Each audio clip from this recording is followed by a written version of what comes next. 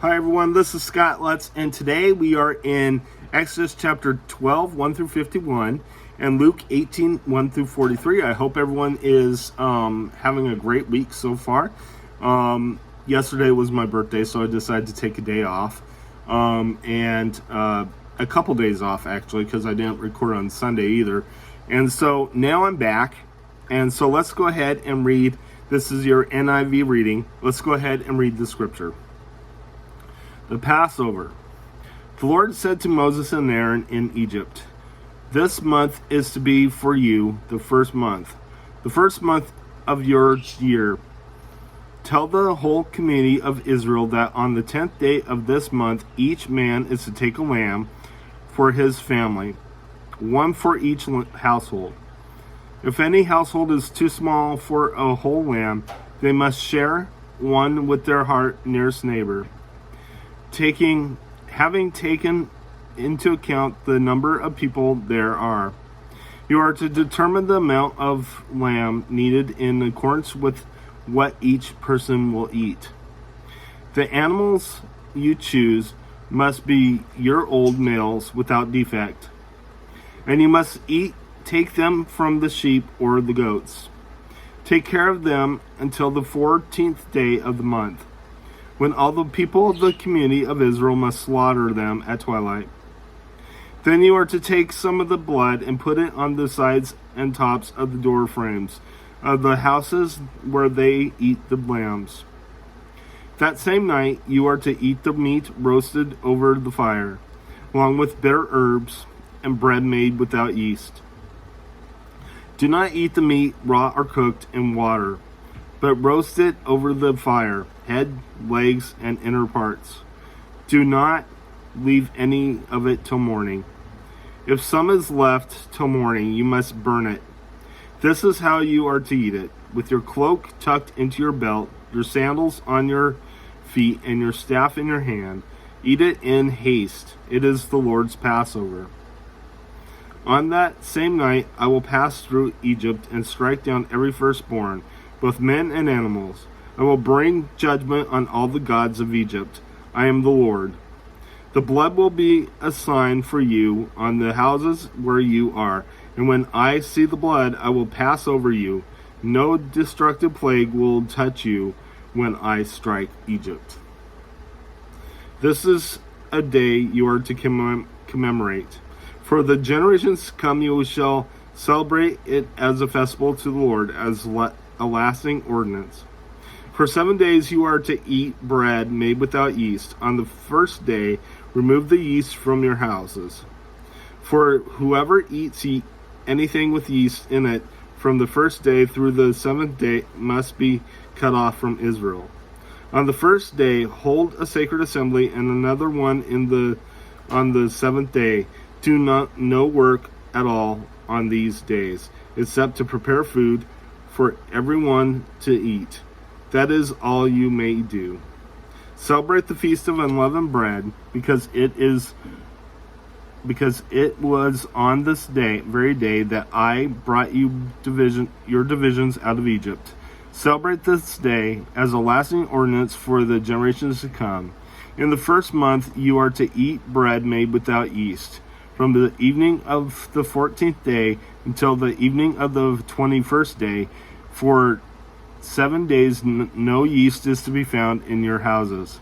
And whoever eats anything with yeast in it must be cut off from the community of Israel, whether he is an alien or a native born. Eat nothing made with yeast. Wherever you live, you must eat unleavened bread. When Moses summoned all the elders of Israel and said to them, "Go at once and select the animals for your families, and slaughter the Passover lamb. Take a bunch of hyssop, dip it in the blood in the basin, and put some of the blood on top of and on both sides of the doorframe. No, not one of you shall go in the door of his house until morning.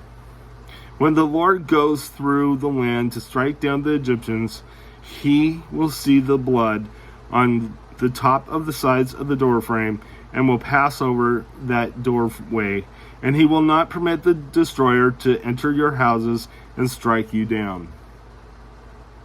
Obey these instructions as a lasting ordinance for you and your descendants.